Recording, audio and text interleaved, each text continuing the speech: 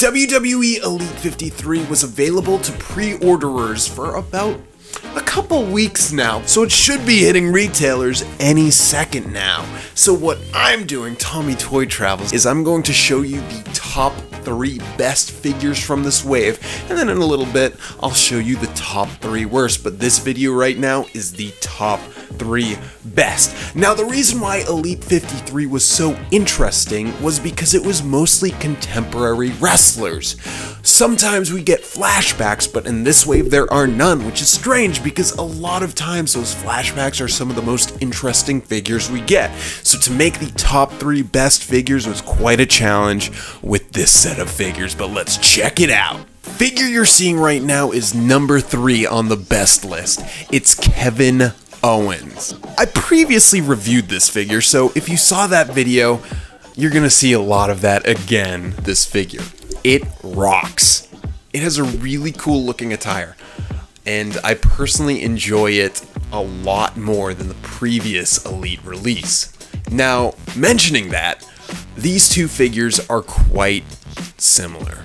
Super similar, in fact. The only difference is that Elite 53 has a superior attire, in my opinion. But Elite 47, that has the superior accessories. Also, side note, why are we getting the same guys in like less than 8 waves apart? What is this, Mattel? Some scheme to put out the more popular wrestlers more often than not? The attire of Elite 53 is from Clash of Clampions, and Mattel did a great job capturing it. The Kevin Owens show is well represented in this figure. I will note though, this was nearly on my list of worst figures from this wave, but seeing that, in my opinion, it's the quintessential Kevin Owens figure so far, it would be kind of weird to throw it on a worst list when I think that it's the best Kevin Owens, don't you think? So this is a really good figure, but it's too close to being the previous version of Kevin Owens, hence why it's at number 3 instead of number 1. At number 2, the greatest wrestling superstar ever in his mind, Mike the Miz. Let me reveal something to y'all. I'm not that hyped with this fig. I know it's number 2, and it was nearly number 1, I will point out. See, on my script, it was listed at number 1. You probably didn't see because it didn't focus. But yes, this is almost the best fig ever, but you'll see why it wasn't. I think this figure's very weak, but the accessories elevate it to the number 2 spot. If Mattel, though, took the time to add a little spice here and there paint-wise, it would probably be the best figure of the wave, and probably the greatest Miz figure ever. The attire is super similar to his last Elite, this time slightly inverting the white and black to be black/navy blue and silver. It's not the most enticing Miz attire, but it gets the job done. Now for the accessories, sculpt-wise, they rock. But the major issue with the figure is that it totally lacks any paint to elevate it.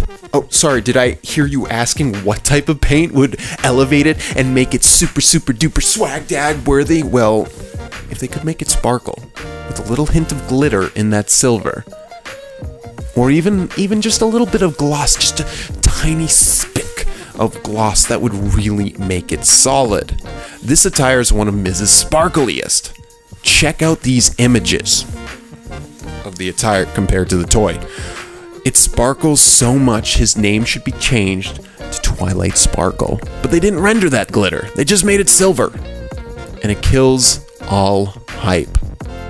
Plus they didn't even paint the zippers on his jacket, which, you know, kind of makes sense from a financial cost-cutting perspective, but if you're gonna make this attire, why half-butt it, you know what I mean?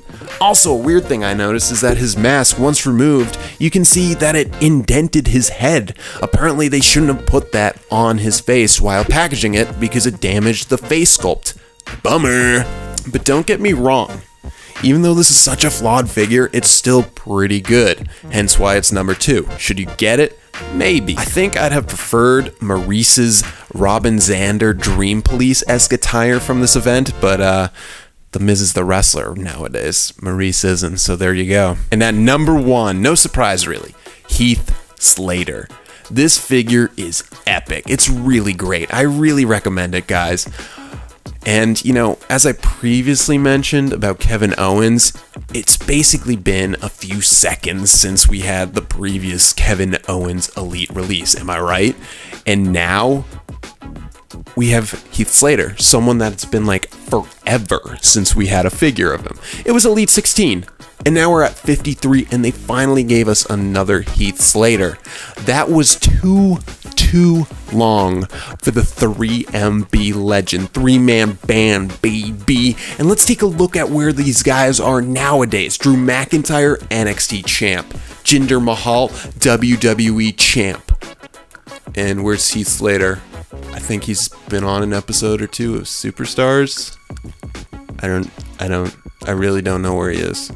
But I do know that he was the inaugural SmackDown Tag Team Champion. And that's kind of what this figure shows. He comes with his SmackDown Tag Team Champion, and this is a better figure than that Rhino. Look at that attire on those pants. That's cool attire on those pants. Am I right? I'm right. It looks really cool. Mattel did a classic Mattel job, though, with this figure. You know, the pants, they look great, but they managed to botch the shirt and his arm tape. They didn't even put the arm tape on there. It's supposed to be black, as you can see from the match pictures. What the heck, Mattel? And the shirt?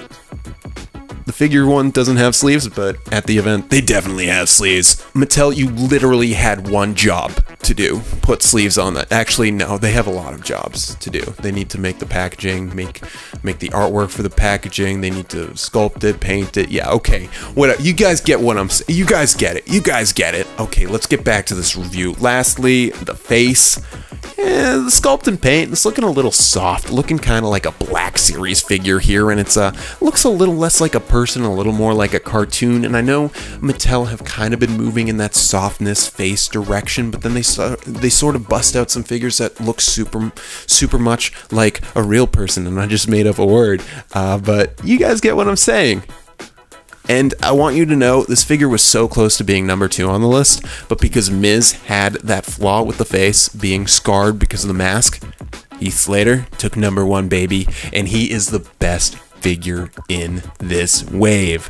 So there you go, guys. That is Elite 53, the top 3 best figures of it. Do you disagree? I bet a lot of people put Alexa Bliss as number 1. You will see why she is in my bottom 3 list when I make that video. But, you know, Elite 53 wasn't the greatest set of Elites, but I'm hoping Elite 54, Elite 55 will be incredible. And if you guys enjoyed this style of video instead of my normal type of review, let me know, because I'm trying to change my content around. I want it more fun. I want it more hype. I want it more exciting. So if you enjoyed it, hit that thumbs up. And if you haven't subscribed, you don't have to subscribe. Do whatever you want. It's your day. I'll see you guys later. This is TTT Tommy Toy Travels, giving you the best day ever. Rock on.